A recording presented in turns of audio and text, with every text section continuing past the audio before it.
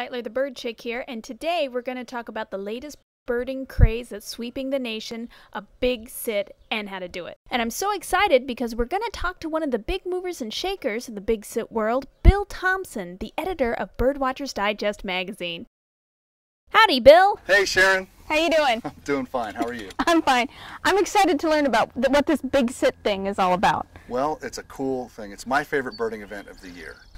A big sit is pretty close to what its name suggests. It's a big day spent sitting in one place.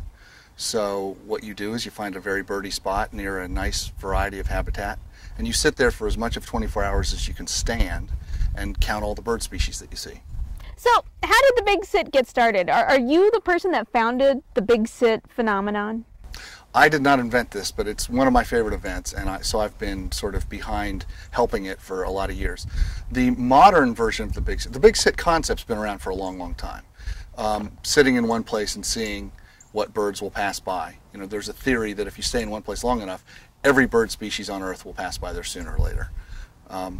In the modern era, in the last sort of 15, 20 years, the big sit concept has been kind of developed and organized a little bit by the New Haven Bird Club in New Haven, Connecticut. And they are sort of the owners of the trademark name Big Sit, but they're very easygoing in sharing the concept with people using it all over the world. So those folks are working with us. We compile the data on our website, and people can enter their data, sign up their team. So what if you see a really cool bird? Like what if an ivory-billed woodpecker flies by? Do you break the rules if you keep walking, you know, to follow the ivory-bill? Do you have to stay sitting? That's a really good question. The answer is yes and no. If you're in the circle and you see a really good bird, but you don't quite get a good ID on it, and it flies on, you're allowed to leave the circle to go confirm its identity by the rules of the official big sit. However, while you're out there, if you see an ivory-billed woodpecker, and then you see a red cockaded woodpecker and a passenger pigeon, those birds don't count because you didn't see them from within the circle. Okay. This brings up all kinds of crazy things. I've run back, stuck a toe in the circle, leaned out to try and see a bird. You know. What do you think the significance is? What can someone do with a big sit? I mean, is it just to see how many birds you see in one spot, or can you take it to another level? You can take it in any direction you want. A lot of bird clubs are using big sits as fundraisers. They'll set up in a park that's very high traffic, a lot of public visibility, and they'll invite the news media, the newspapers, and they'll do a fundraiser. You know, maybe get pledges per bird from passersby, from members of the bird club, and some clubs around the country have raised quite a bit of money that way for conservation causes. Now, is the big sit just in the United States, or can Canadians participate too? No Canadians. Oh, okay. This is a Canadian-free event.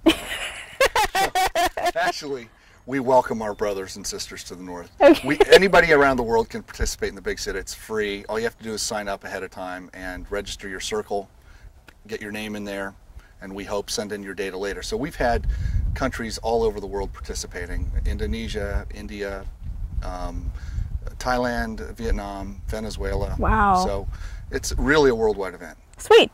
How many people can you have on the team? Because in some events you're only allowed so many people on a team. How many people can you have on your team in a big sit? As many people as you can cram into your 17-foot diameter circle. Sweet. We've had 24 in our circle before up in the tower. A little tight, can't really use the scope. What's the purpose of a big sit? Fun. Fun and camaraderie. I mean, what I love about it is it's the antithesis of a competitive big day where you're racing all over the place, running around. You know, you get to stay in one place, relax, set up camp. You know, a lot of big sit circles have a little hibachi grill and a cooler, and some folks will listen to ball games while they're doing it. I mean, you know, it's not great birding. You can't get up and leave if it's dead. You have to sit there and deal with it. But that's when you have fun. You're talking to your friends, your buddies, your birding pals. And I just love it. It's a social event. It's like the perfect blend of social and birding.